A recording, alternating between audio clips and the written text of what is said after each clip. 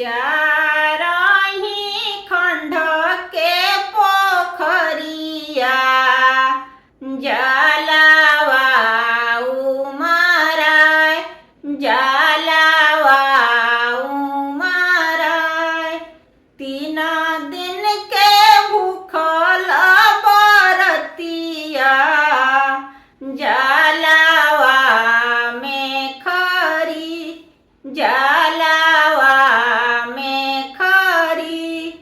3 दिन के भूखल तिवैया कर जोरी जल में खरी कर जोरी जल में खरी। सासू कहेली बहुआ बाझिन सूरज बाबा सहलो ना जस सूरज बाबा सहलो ना जस। गोतिन कहेली गोतिन बाझिन सूरज बाबा सह